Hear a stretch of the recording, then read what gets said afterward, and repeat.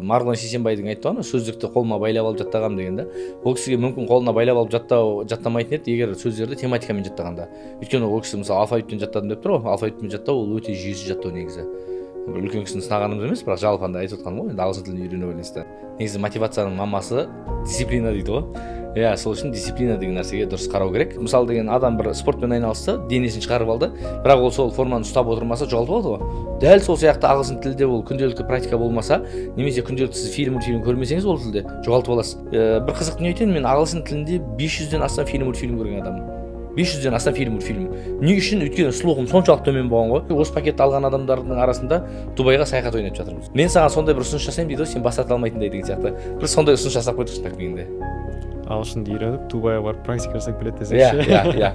Басында ойлап едім, бір 15 минутта болатын шығар деп та. Сөйтіп біраз жаққа кетіп қалған сияқтымыз. Көрермендер осы жерге дейін көргендеріне бір риза болып отырмын шынтақпеген кезде. Сол кісілердің білімге деген ынтасының арқасында сол кісілерге бір сыйлық бергім келіп отыр, яғни бонус ретінде.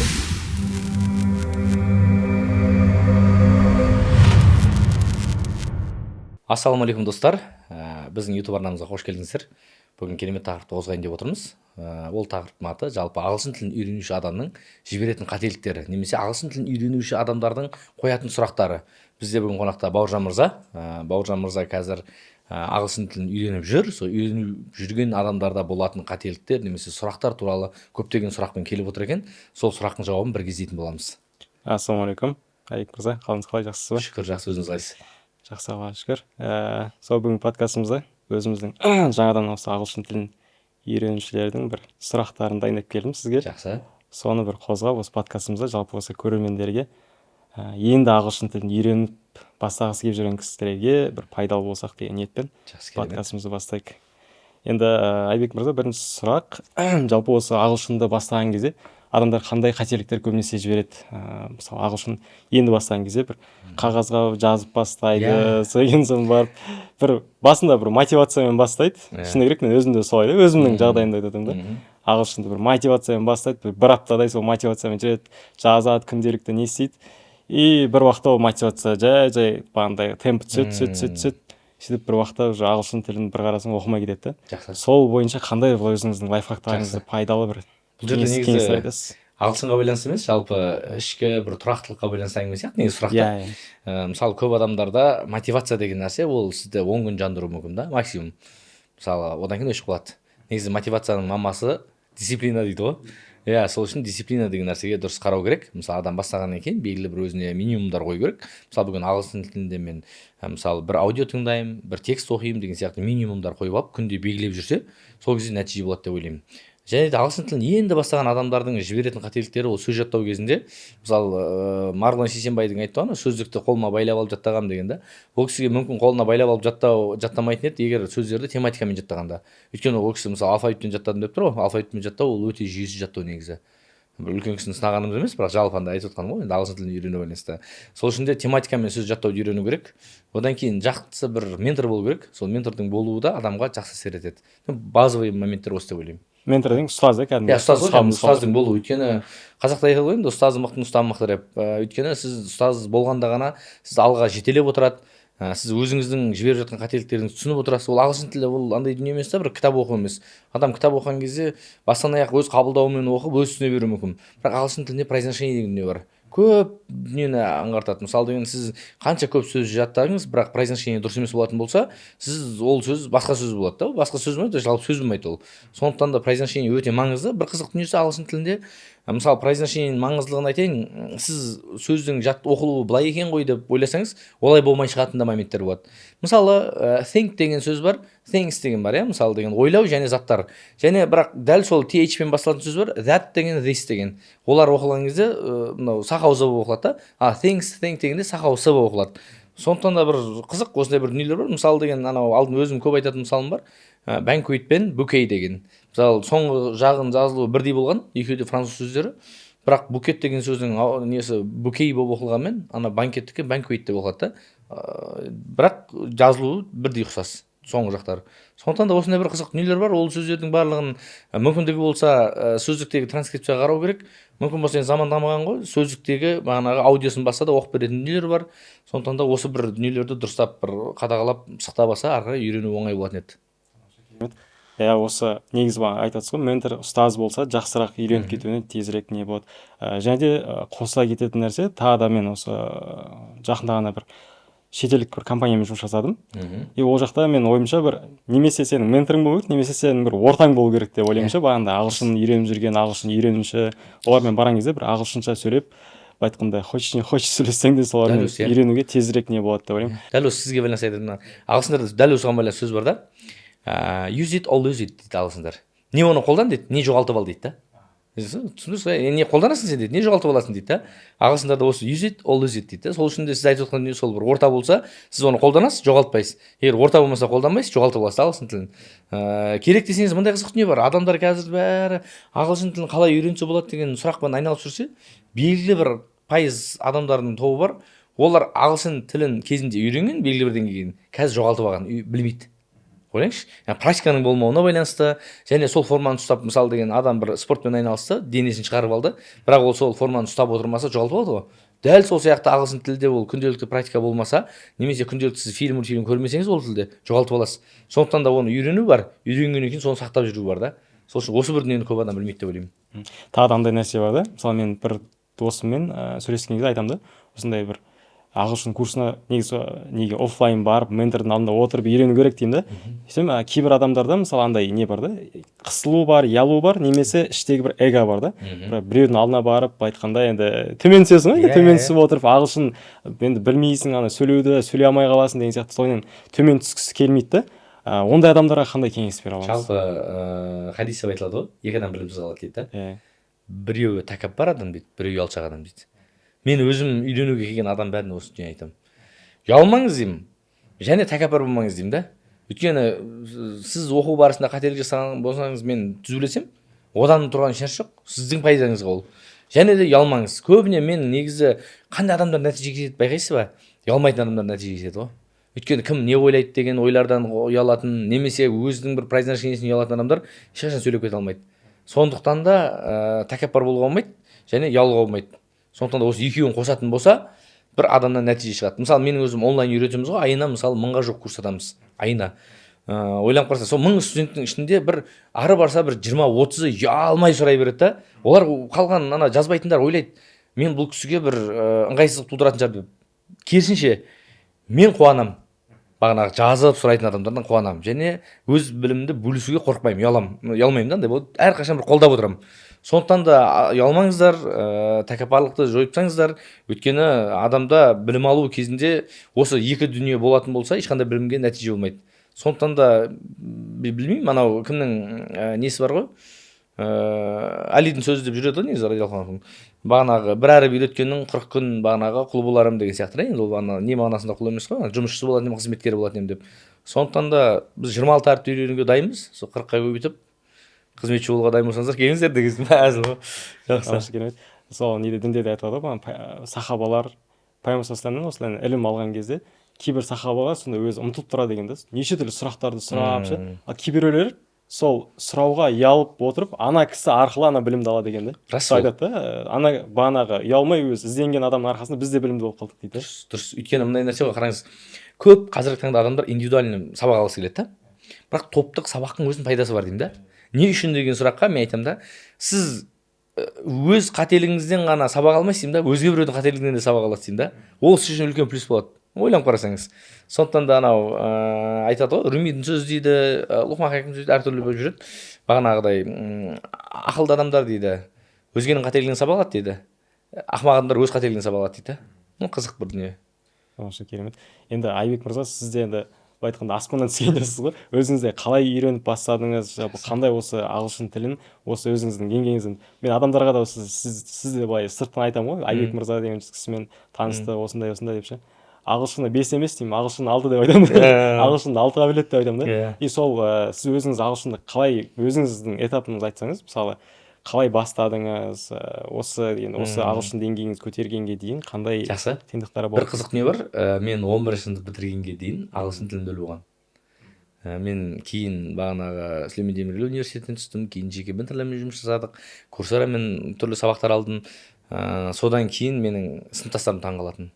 Сенде қандай өзгеріс болды, соншалық деңгейде сен ағылшынды осы деңгейге үйреніп алатын дейді. олар мектепте мен ана x қойып тастағанмын ғой. Болды мынадан бір нәрсе шығып кетті деген сияқты болды. X қойып тастағанмын. Иә x қойып тастағанмын ғой. Енді ағылшынға байланысты x қойып тастағанда бұл ол тілді білмейді деп x қоясың ғой.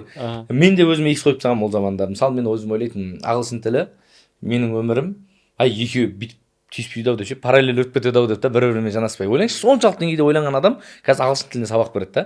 Сол үшін де негізі ешқашан кеш емес. Өйткені адам саналы болса түсінеді өзі ағылшын тілі керек екенін. Біз осыдан 2009 жылы мен ағылшын тілін үйреніп бастаған кезімде менің ұстазым айтатын, қазір сендер ағылшын тілін білсеңдер артықшылық шығар дейді да, бірақ болашақта білмеу кемшілік болады дейді да. Сол заман келді қазір. Қазір мысалы керек десеңіз, сіздің жұмысыңызға қатысы жоқ болса да, бір жұмысқа баратын болсаңыз, ол жерде ағылшын тілін сұрайды. Ол жұмыста ол ағылшын тілін қолданбауы да мүмкін. Мысалы деген, менің өзім Хелли Берриде сабақ бердім. Хелли Берри деген ол Қазақстандағы ең қымбат мектептердің бірі. Мысалы мен сол жерде ағылшындарға қазақ тілін үйреттім да, керісінше болды. Өйткені мысалы деген қазақ тілін үйрететін адамдардың ағылшынша білмейді ғой көбісі. Мен ағылшынша біліп тұрмын, қазақшаны да біліп тұрмын. Сөйтіп ол жұмыс қалды олармен. Хелли Берри ең қымбат мектеп Қазақстанда. Жылына айтайын 12 миллион 13 миллион төлейді ғой. Сонда айына 1 миллионнан көп төлейді оқу үшін баланың. Сол мектепте мен шетелдіктерге сабақ бергенмін. Мысалы деген елімізге белгілі бағана шетелдік компаниялар жұмыс жасайтын тұлғалардың деген сияқты. Мысалы деген Эйр Астананың несі бағана Фостер бар ғой. Соның баласына мен сабақ бергенмін. Ойлаңыз енді. Соларға сабақ беру барысында мындай бір қызық не болатын. Енді өңшең жағдай жақсы сондай кісілер, мен айтам, бағана президент мысал алатын. Мысалы енді әр дөкейдің баласы ғой. Дөкейлерден үлкені президент қой мен өзім ойымда. Сөйтіп айтам, сендер түгілі президенттің өзі бірнеше тіл біледі деймін да. Сендерге бұл қазақ тілін біліп алған артықшылық етпейді, пайдалы болады деймін да. Ертең сендер қосымша тіл білулердің арқасында елдің сүйікті бір ұлына айналасыңдар деймін да. Мотивацияны берген кезде аналардың көзінде от жанып кәдімгідей бір не ағылшын тілінде мен бірақ қазақ тілін түсіндіретінмін оларға, керісінше болатын. Сөйтіп сол опыттан маған бір үлкен көмегін тигізген. Енді менің өзім үйрену жолында бағанағы СЗУ-ға түскенім бар. Одан кейін Джошпен, Джейкпен деген сияқты түрлі мықты мамандардан ағылшын тілін үйрендім. Бастысы мындай нәрсе, аудиторияда немесе ұстазбен өтетін сабақтың көлемі ары барса сіздің үйренген дүниеңіздің 20%-ына ғана барады. Қалған 80% өзіңіздің шын ыждахаттылығыңыз, ынтаңызға байланысты болады. Өйткені адам өзінің, мысалы қараңыз, көп адамдардың жасайтын қателігі мынада, аудиторияда ағылшын тілін үйренеді. Ағылшын тілін үйренгеннен кейін үйіне барған кезде оны айналыспайды онымен. Ол саған керек па, сен ұстазыңа керек па деген сұрақ қой. Көп адам бір ұстазына керек сияқты үйренеді да, ондай кезде нәтиже болмайды.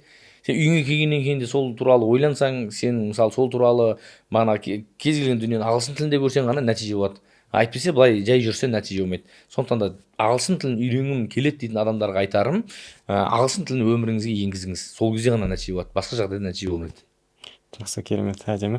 Енді бір нәрсені үйрену үшін адамда бір қажеттілік пайда болу керек та. Мысалы, қажеттілік пайда болған кезде ғана, мысалы, сен қарның ашқан кезде ғана барып, сен орныңнан тұрып, магазинге барып, бір нәрсе әкеп пісіріп жейсің да.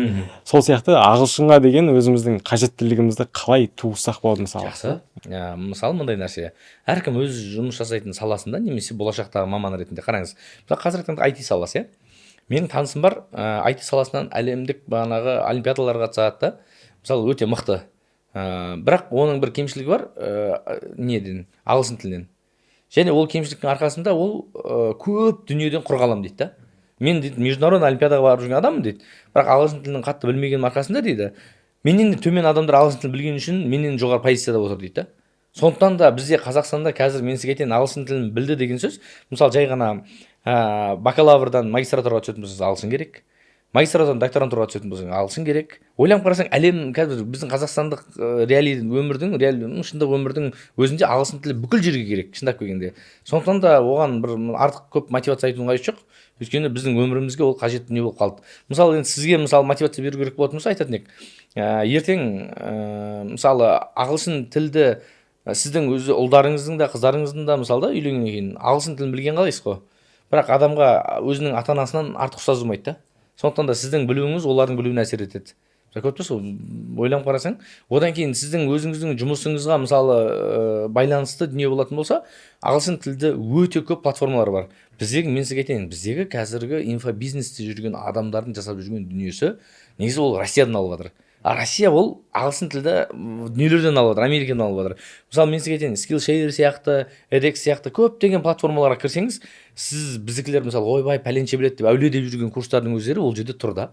Ойланып қара, сондықтан да ағылшын тілді бана кітаптардың өздері мысалы тіл дамыған сайын тілдің сыйымдылығы арта береді және өте бір қысқа да нұсқа болады. мысалы ағылшын тілде кітапты оқимын ғой, өте түсінікті болады да, және қысқа болады сөздері. Орыс тілде сәл ұзақ болады одан. Қазақ тілінде бір нәрсені беру үшін ұзақтау болады да. Ол бір тілді кемсіту емес, ол бір жалпы тілдің сыйымдылығы туралы әңгіме негізі. Сондықтан да тіл қаншалықты дамыған сайын ол соншалықты өзіне қазіргі технологияның тілін, мысалы ғылымның тілін өзіне сіңіреді. Сол кезде ғана бір дамиды. Ағылшын тілі ол кәдімгі бүкіл әлемдік тілдің болуының себебі де ағылшын тілінің оңай болуында бір жағы. Өйткені ағылшын тілі кезінде реформа жасаған ба екен білмеймін, салыстырмалы түрде өте оңай негізі.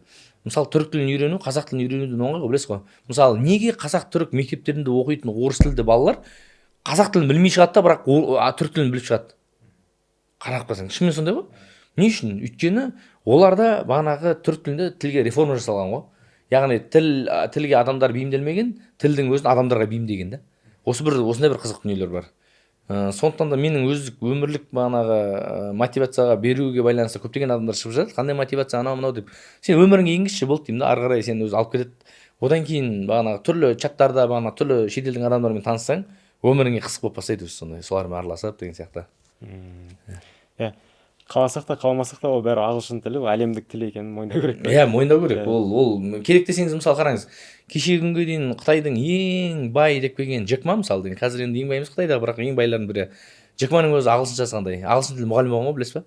Джек Ма кәдімгі Майон дейді ғой, Джек Ма кәдімгі Алибабаның негізін салушы. Ол кәдімгі ағылшын тілі мұғалім болған негізі, ағылшын тілі пәнінің мұғалім болған. Яғни ол нені білдіреді? Ағылшын тілін білу сенің миыңа сондай жарылыс алып келіп, сен бір анау ерекше бір креативті ойларыңды іске асыруға мүмкіндік береді да. Ол өйткені ол тіл білген сайын адамның қазақтың өзі айтады ғой, қанша тіл білсең сонша рет адамсың дейді да. Яғни адам 3 тіл білетін болса, оның миында жетік білсе, оның миында 3 түрлі адам өмір сүріп жатыр деген сөз. 3 түрлі ойлана алатын адам бар деген сөз. Сондықтан да тіл білу дегеніміз ол адамның креативностіне, шығармашылық дамуына өте қатты әсер етеді. Оның өзі бір бағанағы айтып отырмын ғой, Қытайдың менмен деген мықты бизнесмендердің өзі қазір ағылшын тілін жетік меңгеріп жатқан кезде бізге де үйрену керек та ол. Әйтпесе мысалы Қытай тілді адамға ағылшын тілін мысалы білу өте қиын, үйрену өте қиын бізбен салыстырғанда. Өйткені біздің қазақ тілінде мысалы ың деген әріп бар, ә деген әріп бар, ө деген әріп бар да, ол ағылшын тілінде кездеседі олар. Мысалы не үшін сіз білесіз бе, мысалы фильмдерде, сериалдарда орыс кейіпкерлер не үшін жүреді негізі? Анау жаман болып жүр, hello, my name is Nikolai деп жүреді ғой. Мысалы олардың акценті қызық негізі. Стендаперлердің өздері орыс тілді аудиторияның акцентіне әзіл ретінде прикол ұстайды негізі. Мысалы деген, өйткені олардың тілінде ыңның болмауы, мысалы I am working деп сөйлейді олар. Өйткені N мен G-дің қосындысын олар ың деп айта алмайды да. Акцент кәдімгідей білінеді орыс тілінде. Біз кейде, мен мысалы әлі ағылшын тілін үйренбеген кезде мен ойлайтын, орыс тілді адамдар ағылшын тілін күшті біледі екен деп та. Негізі керісінше екен да. Орыс тіліндегі жоқ әріптердің мысалы дыбыстардың жоқ болуының себебінен біздің қазақ тілді аудиторияға ол оңайырақ болады да, дыбыстау. Сондықтан да біздің қазақ тілді аудиторияның произношениесінің мықты болуының себебі де сол да, өйткені бізде дыбыстардың саны көп болуында. Бағана өзіңіз айтып жатсыз ғой, енді бізде көбінесе орыстардан қарайды, мысалы Россиядан қарайды, солардан қарап, бұдан соң барып Қазақстанға келеді, вебинар болсын, не болсын сияқты қарап алып келеді ғой. Ал ол орыстар болса, неден американецтерден қарайды дейсіз ғой. Егер де заманның алды болғың келсе, ағылшын тілін оқып, орыстар бағана Россиядан неден аттап барып ағылшын жағын үйреніп алып келсең болады. Әрине, ол біреудің фильтрінен су ішу сияқты нәрсе ғой. Түсіндірсіз ғой, мысалы деген олардан келген дүниені алу, сіз негізгі қайнар көзді тұрған кезде сізге неге ол біреудің фильтрмен айналып келген суды ішесіз, былай қарасаңыз. Сол үшін де негізгі қайнар көзден білім алу деген өте маңызды. Түсіндірсіз ғой, мысалы деген қазір заманның бағыты қайда кетіп баратқанын футуролог дегендер бар ғой жалпы, мысалы деген ол бізге Қазақстандағы реалидің болашағын ойлау үшін қатты бір уайымдаудың қажеті жоқ. Осыдағы Америкада болып жатқан өмір, мысалы деген Қытайда болып жатқан өмір, мысалы деген ше. Мысалы бізде қазір ванхундар деген қаптап кетті, мысалы деген. Осы Қытайда мысалы 1-2 жыл бұрын бар еді, бізден келіп жатыр. Сол сияқты бір өркениетті елдерде болған дүниенің 2 жылдан кейін сенің де еліңе келетінін түсіну керек.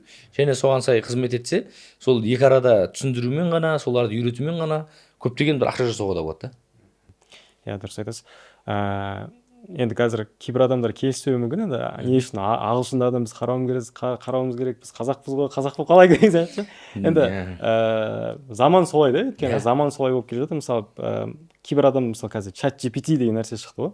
Чат GPT-ден кейбіреулер қорқып жатыр да, ойбай, чат GPT деген мынау кейін қауіпті болуы мүмкін, ындай деп жатыр да. Мысалы енді кез келген нәрсенің плюс пен минусы болады, сен оны қалай қолдана аласың солай. Мысалы пышақтың өзімен де адам соя болады, нанда да тура болады дегендей. өзіңнің қажетіңе қарай бұрмалап сол нәрсені пайдаңа асыруға болады дейсіз. дұрыс айтасыз.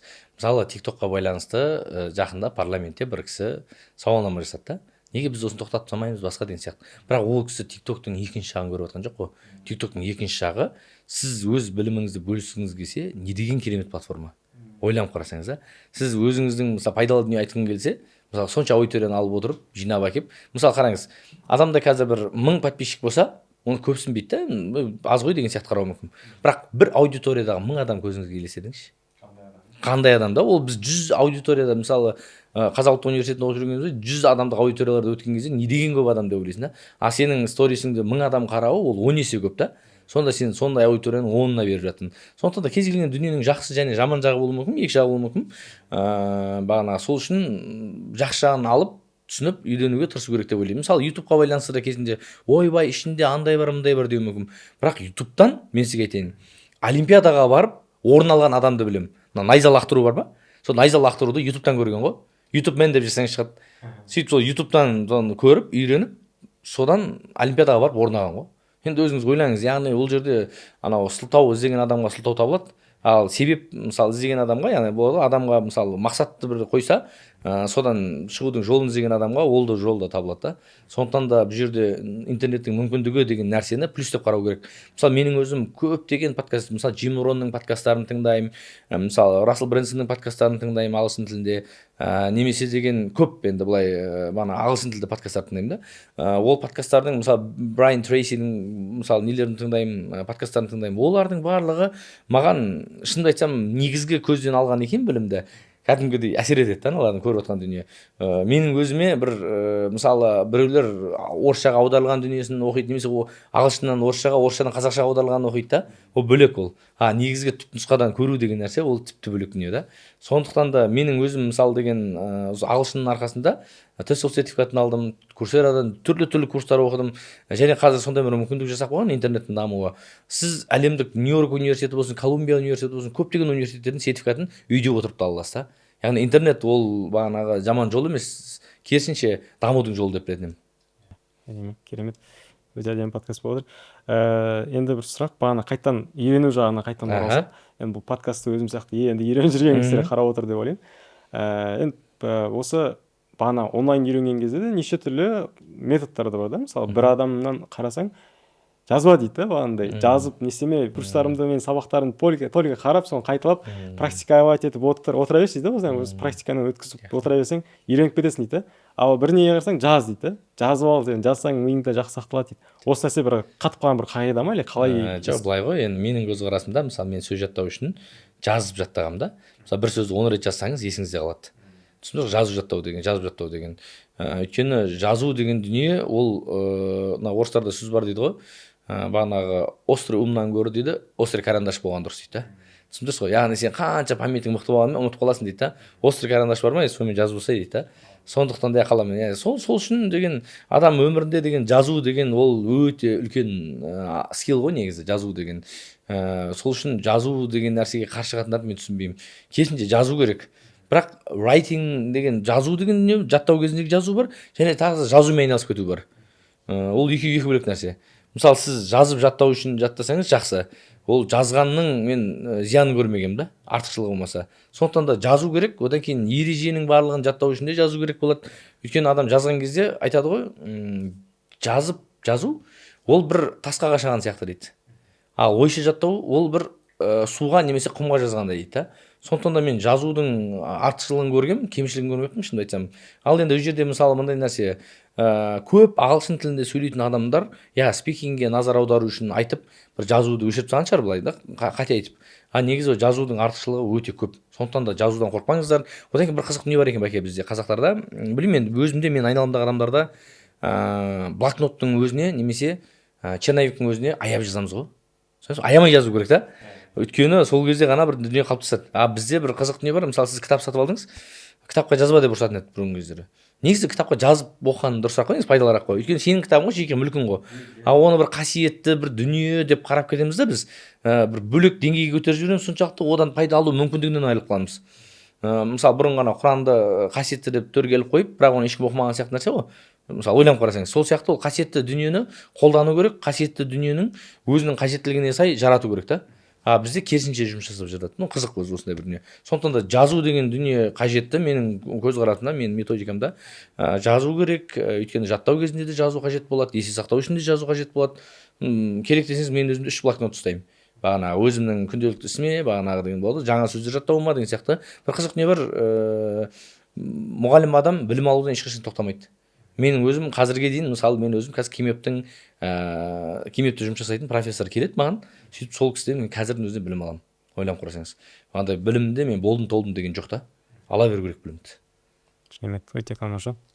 Сөздеріңізбен келісемін. Негізі жазудың бағандай өзі бір несі бар екен да, қасиеті бар екен да, жазушы. Мысалы бізде көбінесе дұға деген кезде былай қол жайып дұға жасау деп түсінеді да. Ал негізі дұғаны кәдімгідей блокнотқа жазудың өзінде бір кәдімгідей басқаша әсер беретін негізінде. Осында бір бұрында бір подкасттан мағлұм ба, бір подкасттан естігенмін осы нәрсені, жазған кезде өзінің мақсаттарыңды, армандарыңды кәдімгідей блокнотқа аямай жаз дейді. И детально жаз дейді бағандай, не керек деген сияқты.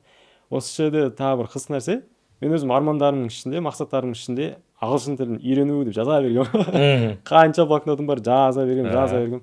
И менде неше түрлі әрекеттер болды, мысалы онлайн қатыстым, офлайн қатыстым. И бағандай мотивациям басында ашылады, сонысын барып не істеп өшіп қалады дегендей. И бір қызығы осы соңғы бағана айтқан сапарымда америкалық бір компаниямен жұмыс жасадым. Ол жаққа бағандай шетелге шығып, жұмыс жасаған кезде мүлдем қазақтар жоқ та жақта, мүлдем орыстар жоқ. Мысалы бізде ойлаймыз ғой, орыс тілі, шетелге шықсаң орыс тілі керек болды. Мүлдем керек болған жоқ, ана тіл бар ғой, орыс тілі деген. Түсінбейді аналар. Тек қана ағылшынша. Ана жақта енді бағанда айтқандай қажеттілігім енді сондай оянды да. Солайынан қиналып жүріп переводчикпен сөйлесіп, сөйтіп несіп. И одан кейін барып сапардан келгеннен кейін барып ойланамын ғой. Неге мен бұл компанияны былай қарап тұрсаңыз Америкадағы компания да. Анау мұхиттың арғы шағындағы компания мына жақтан мені шақырып жұмыс жасап жатырмыз да, қазақ. И ойланып қарасам, Аллах тағала мен дұға тілектерімді қабыл етіп жатыр екен да. Мен кәдімгідей олармен жұмыс жасау арқылы мен ағылшын деңгейім кәдімгідей көтерілді да. Қиналып болсын ана түсіндіріп не істеймін ше. И сол кезде барып ойландым ғой, Аллах тағала. Жалпы андай бір қызық дүние бар. Өмірдегі белгілерді көре алу деген. Түсінесіз ба? Сізге беріліп жатқан сигналдарды көре алу деген. Өйткені адамдар өміріндегі жазылмаған заңдылық, ол енді бір 3 мүмкіндік беріледі дейді кез келген адамға. Ол бір кәдімгі ағылшын тілді бір нелерді ресурстардан көрген да. Сол мүмкіндіктерді сен көре алдың ба, көре алмадың ба, мәселе осыда дейді да. Мысалы, кез келген қазақтардың бағана үлкен жасқа келген адамдарды қарасаң, өміріндегі бір мүмкіндікті жіберіп алғаны туралы бір өкініші бар да. Өйткені сол сигналды қабылдай алмады да. Сол сияқты сізге бір ағылшын тілін үйренуге деген бір сигнал деп білемін ол нәрсені да, ары қарай дамыту керек деген сияқты да. Өйткені сізге ағылшын тілін білмейтін мысалы Бауыржанға хабарласып сондай бір ұсыныстар жасап жатса, ал ағылшын тілін білетін Бауыржанға қанша ұсыныс жасауы мүмкін еді. Көріп тұрсыз ғой, сіздегі соның айналасындағы мүмкіндіктер қаншасын жіберіп жатқаныңызды. Сондықтан да бұл жұмысқа да күнделікті өмірге де керек тіл. Адамға беріліп жатқан өмірде бір белгілі бір білімді адамды кездестіру үшін мүмкіндік. Өмірде өзіңнен бір артық білетін адамды көрудің өзі мүмкіндік. Сол мүмкіндікті түсініп, мүмкіндік екенін түсініп, сол адамнан үйреніп қалуға тырыссақ, бір дұрыс өтсеміз де өмірімізді, уақытымызды. Өйткені мен өзім мысалы айттым ғой, республикалық дарында оқысам да мен ағылшын тілін білген жоқпын. Бірақ менде андай бір дүние болды. Енді мен қалай ары қарай жөндей аламын деген кезде, сол ағылшын тілді университетке түсуім арқылы сол бір дүниені жөндедім да. Айбек мырза, одан соң барып кейбір енді оқып жүрген кісілер, мен өзімде де мысалы кішкене ағылшын түсіндім дегеннің өзінде кейбір ағылшынша сөздер түсінбей қалып жатамыз да. Тез айтылады, бір сөздер бір-біріне қосып жіберіп айтатын сөздер, сондай моменттер болады. Ол ағылшын тілінің бір ерекшелігі деп ойлаймын. Өйткені ағылшын тілінде произношение тіпті бөлек болады да, жазылғаннан гөрі. Сол бір дүние адамды түсінбей қалуға алып келеді. Енді ол сол үшін де бұларда мысалы скиллстарды қалыптастырған кезде listening деген бір скиллдің бөлек айтылуы сондықтан. Өйткені олардың мысалы speaking, writing, мысалы reading болып келеді, listening де бір speaking скиллдің бір түрі ретінде қолданылады. Өйткені оларда тыңдалымды дамытуға арналған жаттығулар да бар, керек десеңіз. Өйткені олардың сөйлеген кезде түсінбей қаласыз, өйткені сөздерді қосып оқиды. Негізі кез келген сөйлеуші жалғау ғой негізі. Мысалы біздің қазақтарда да бара жатырсың ба дегенде бара жатсың ба дейміз ғой. Сол сияқты дүниелерде, бірақ оларда өте көп та ол ондай дүние. Сондықтан да осы бір дүниелердің болуы адамдардың сөздерді түсінбей қалуына алып келеді. Ол үшін listening жаттығуларды көп жасау керек. Listening жаттығуларды, мысалы Listen in English деген сайт бар, одан бөлек көптеген сайттарды білемін, ESL Pod деген сайт бар деген сияқты подкасттар көп тыңдау керек. Сол кезде ғана адам тыңдау скиллді қалыптастырады, дағдысын қалыптастырады. Сол кезде ғана бір алға жылжу болады. Ал әйтпесе, мысалы мультфильм көру де өте пайдалы. Мысалы тыңдалымды жақсартады. Өйткені мысалы сіз шетелдіктермен жұмыс жасадым, түсінбей қалған моменттер болды деп жатсыз ғой. Өйткені шетелдіктермен жұмыс жасаған кезде түсінбей қалатын себебі listening дұрыс дамымауы. Дұрыс дамыту үшін не істеу керек? Тыңдалымды дамыту үшін не істеу керек? Тыңдалымды дамыту үшін мультфильм өте көп көру керек. Оған байланысты бағанағы көптеген сайттар бар, мультфильм көруге болатын. Мысалы Lilang.ru-ды айттым, мысалы Hamatata.com-ды айттым, Puzzle English, Puzzle Movies деген сияқты сайттар бар. Puzzle Movies. Сол сайттардың пайдасы ол кәдімгі мультфильмдерді дұрыс көріп, түсінуге алып келеді. Осыларды описанияда қалдыра аламыз ғой? Қалдыра аламыз, иә. Төменде описанияда беріледі, оның сайттардың барлығы. Сол сайттарға өткен кезде сіздерге барынша тиімді, ыңғайлы, оңай болады. Жақсы, әдемі. Так, енді осы ағылшын тілінің төңірегіндегі сұрақ, осындай сұрақ келіп жатады. Бағандай кейбір адамдар жазып жаттайды, кейбір адамдар есте сақтап практикамен істейді. Бірақ оның өзінде бір естен шығып кетіп жатады да. Ол мен осы бір менің ойымша қазіргі кезде көбіміз Инстаграм қараймыз, и бағандай неден қарап жатамын да, есте сақтаудың өте қысқарып кеткеннің әсері осы Инстаграм дейді. Өйткені біз Reels қараған кезде 1 минутта неше түрлі эмоция қабылдаймыз. Ана ішінде біреу қуанып үй алады, біреу қайғырып бір нәрсе болып жатыр. Сондай көп деген эмоцияларды қабылдап біздің есте сақтау қабілетіміз қысқарып и осындай ағылшын тілін өзімізге қажеттілік болып тұрған осы тілді үйренуге келген кезде естен шығып кете береді да қайта. Осыны қалай күшейтсек болады, қандай кеңестер бере аласыз? Негізі қазір бізде прокрастинация деген бір ұғым бар. Ол ұғым қазір жасалу керек дүниені кейінге қалдыру дейді. Енді қазақ тілі аудиторияда білмеймін, бірақ орыс тілді аудиторияда болсын, ағылшын тілді аудиторияда болсын, прокрастинациямен қалай күресеміз деген үлкен ютубта видеолар көп өте. Өйткені бүгінгі күн істеуім керек, бірақ бүгін істемей қала беремін. Ертең істеймін деген сияқты бір дүние. Ол дүниелерден арылу үшін дұрыс мақсат қою керек. Мақсатқа жету жолында бір бағанағы серт беретін адам болу керек. Одан кейін клиповое мышление деген қазір бар адамдарда. Клиповое мышление деген ол өзі ағылшында клип деген қысқа деген мана ғой. Баяғыда клип көретін ақ осы клип деген өзі қысқа деген да біз. Сол клиповое мышлениенің арқасында адамдарда есте сақтау өте төмен түсіп барады деп ойлаймын. Өйткені біздің зейінімізді бір жерге қою деген дүние өте қиын болып барады. Байқайсыз ба? Жарты сағат соңғы рет қашан отырып бір нәрсе оқыдың десе ойлану қиын. Өйткені телефонға алаңдаймыз, басқа алаңдаймыз. Сол үшін осы бір дүниені жеңу үшін помодоро деген әдіс бар. Помодоро деген әдіс, мысалы сіз айтасыз, таймер қоясыз 25 минутқа мысалы. Қойдыңыз, тек бір нәрсемен айналысамын дейсіз. 25 минут болмай қандай звонок келсе де алмайсыз.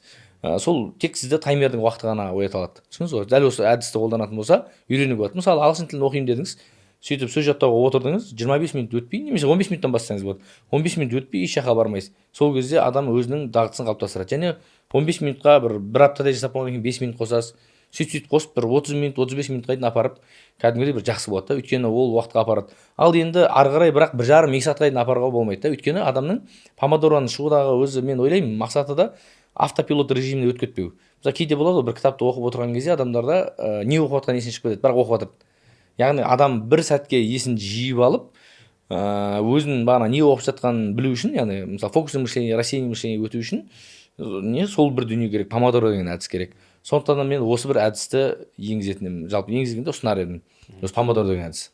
Бұл помодоро дегенді тек қана үшін телефондағы сол секундомермен жасауға да болады, немесе программаларда бар. Иә, бар, приложение. Помодоро деген өзі помидор деген ғой, негізі қызанақ қой. Бағана қызанақты бірнешеге бөледі, соның бір бөлігі деген сияқты сөйтіп түсіндіреді өзі. Сондықтан да помодороны кәдімгі приложениесін басып алуға болады, немесе таймер ғой кәдімгі. Мысалы бір қызық дүние бар да қазір. Мысалы біздің студенттерге ескертіп отыру үшін арнайы чат-боттар жасаттық, оларға SMS барып тұру үшін де өте қиналып. Шындап келген кезде ол өзіне будильник қойып қойса, күнде ағылшын тілінде оқуға байланысты. Сол шешіледі негізі.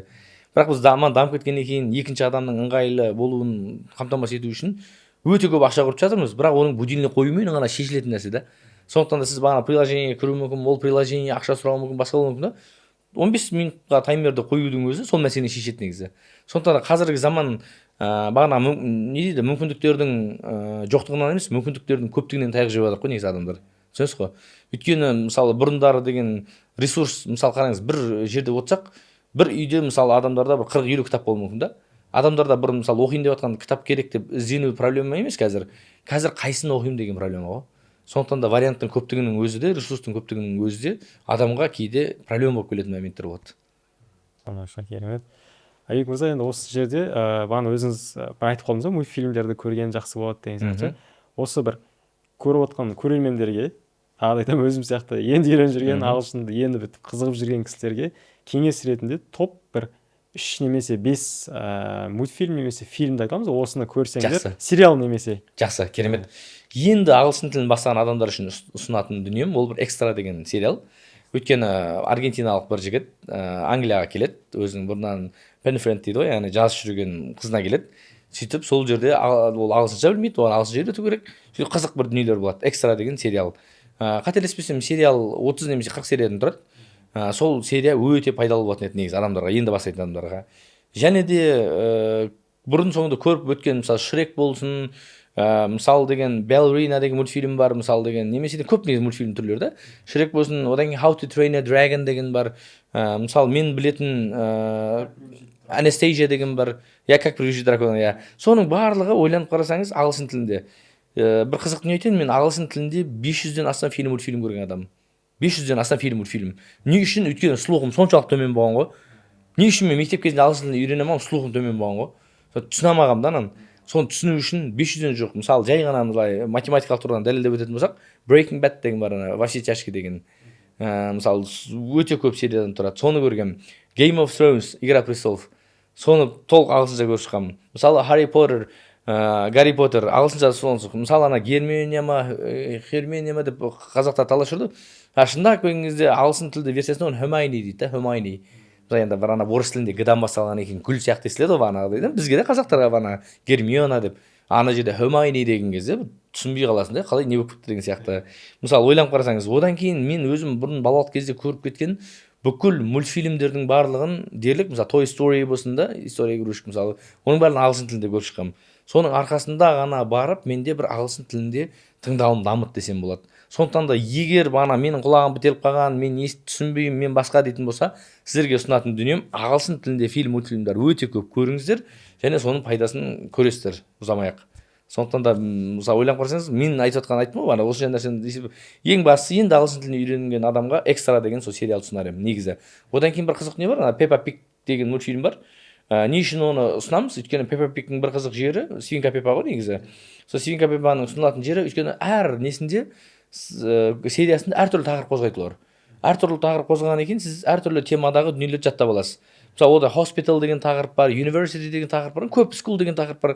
Ойлап қарасаң, осының бәрін үйреніп шыққан кезде сен сөз қорың дамиды да. Сол үшін де ағылшын тілін енді үйренетін адамдарға ұсынатыным, яғни не экстраны көріңіздер, не бағанағы Пеппа Пигті көріңіздер. Соның екеуін араластырып көрудің өзіне үлкен бір бағанағы деңгей жасауға болады. Бір қызық дүние, мына орыс тілді аудиторияны байқаймын. Орыс тілді аудиторияда бір мультфильм Анастейжияның өзінен, Анастасия деген мультфильм бар, Анастасия. Соның өзінен бір курс жасаған ғой. Бір нені түсіндіріп берген. Ал бізде Space English'те біз 35 мультфильмнің барлығын түсіндіріп, бағана бонус ретінде беріп жатырмыз да. Яғни кім еңбегін қалай бағалайды деген сөз ғой, ойлаңызшы. Сондықтан да бір бағана пайдалы болу үшін осы біз өзіміз Пеппа Пиг таңдадық. Бір қызық дүние, соның монтажын жасап, анау арасында қорылдайтыны бар ғой. Шошқалар қорылайды, сөз айтады, қорылайды, соның өзін монтаж арқылы алып тастап отырмыз да. Яғни бірінші барлығын түсіндіріп өтеміз. Мысалы, сөйлейді, түсіндіреміз, одан кейін адам өзі көріп шыққанда ағылшын тілінде фильм, мультфильм көре алады екен ғой деген бір сенім қалыптасады. Сіздердің өздеріңіз курстарыңыз бар, осылай не бойынша? Space English деген курсымыз бар. Ол жерде біз бастапқы деңгейден бастап, upper intermediate деңгейінен оқытамыз.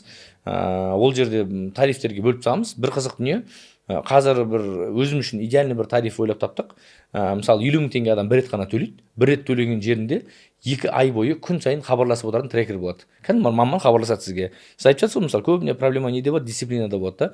Тастап кете беремін, мотивациям өшіп қалады. Мотивацияңыз өшпейді, 2 ай бойы сізге күнде звондайды. Ойлаңыз, мысалы біреуге 50 000 теңге берсең, 2 ай бойы күнде звондамайтын шығар, мысалы да. Ол сол пакеттің ішіне кіреді. Одан кейін 2 ай бойы әр жексенбі күні speaking club болады. Және де 6 айға біздің платформаға доступ болады. Сондықтан да бір өте бір керемет пакет деп ойлаймын осы пакет. Мысалы осы пакет негізі 150 мыңнан сатылған, қазіргі таңда біз бағанағы 50 мың теңгеден беріп жатырмыз осы пакетті. Бір қызық дүние, осы пакетті алған адамдардың арасында Дубайға саяхат ойнатып жатырмыз да. Енді былай келгенде адам болады ғой, анау The Godfather дегенде айтады ғой, ана Крестный отец деген фильмде, сериалда. Мен саған сондай бір ұсыныс жасаймын дейді ғой, сен бас тарта алмайтындай деген сияқты. Бір сондай ұсыныс жасап қойдық шындап келгенде. ағылшынды үйреніп Дубайға барып практика жасап келеді Иә, десеңші. иә. Біз бір кісіні жібердік, осы Талдықорғандық азамат, ұтып алған азаматтың өзінің паспорты жоқ екен да. Ойлаңызшы, енді бұл біреу үшін үлкен мүмкіндік жасап отырық қой, былай қарасаң. Сондай бір дүниелерді жасап отырық. Шүкір, ол кісі мамасымен барды. Сол бір қызық осындай бір дүниелер бар. Негізі Дубай осындай ағылшын тілін үйренгенге өте ыңғайлы қалалардың бірі деп ойлаймын. Өйткені ол жаққа барған кезде оған орыстар бәрі жүреді. Қазақтар да өзіміздің осы бір-екі жыл бұрын Шафран деген қазақтар жүретін сол мейрамхана ашылды деген дейді. Сол жаққа барып енді бір орта бар да, кішкене андай ағылшынша сөйлейтін орта дегенде. Күшті. Өте керемет, өте тамаша подкаст болды. Енді әртүрлі тақырыптарды қозғадық, бірақ мен ойымша өте андай былай айтқанда мясо дейді ғой, ең тәтті жерлерін айттық деп ойлаймын. Енді подкастымызды қорытындылап жүрсек, өзіміз қорытындылап жүрсеңіз. Бір андай, бір басында ойлап едім, бір 15 минутта болатын шығар деп та. Сөйтіп біраз жаққа кетіп қалған сияқтымыз. Көрермендер осы жерге дейін көргендеріне бір риза болып отырмын, шындап келгенде. Сол кісілердің білімге деген ынтасының арқасында сол кісілерге бір сыйлық бергім келіп отыр, яғни бонус ретінде. Ол кісілерге ағылшын тілінде бағана айттым ғой, көп адам тематикамен жаттамайды. Сол тематикаға бөлінген ең қажетті кездесетін 1000 сөздің аудармасы тематикаға бөлінген. Сол дүниенің қазақшаға аудармасы және ағылшынша түсіндірмесімен сол бір дүниені бонусқа бергім келіп отыр. Және ағылшын тілінде тыңдалым дамытатын көптеген сайттар бар, пайдалы. Және ол жерде текстермен берілген. Сол сайттардың тізімінде бонусқа берем. Және де тағы бір дүние, біздегі айтып жатқан бағанағы 150 мың теңге сатылып жатқан курсымыз 50 мың теңге беріп жатыр дедік қой. Сол курсқа да бағанағы белгілі бір шектеуге ғана берілген негізі. Сол бір курс 150 мың курсын 50 мың теңге алуға да мүмкіндік береміз. Сондықтан да төменге бағанағы бонустардың сілтемесін бөлек береміз. Және де бағанағы бір номер көрсетемін. Сол номерге мен YouTube'дан келіп отырмын деп жазатын болсаңыздар, сіздерге жеңілдік болады. Өте керемет, тамаша. Сонда өзі өмірде қолданатын 1000 сөздің жиынтығын бересіздер. Иә. 1000 сөз жаттамасаң болды. Иә, 1000 сөз жаттамаса болды. Және оның тематикаға бөлінген. Мысалы, үйге байланысты, ақшаға байланысты деген сияқты сөйтіп бөліп қойғанбыз. Ең қажетті 1000 сөз беріп қойғанбыз. Өте керемет, тамаша. Құрметті көрермендер, подкастымыз осы жерге көрсеңіздер сіздерге рахмет үлкен. Осы төмендегі сілтемелерге өтіп, бағанағы айтқан Айбек мырзаның сіздерге берген бонустарын алсаңыздар болады. Рахмет.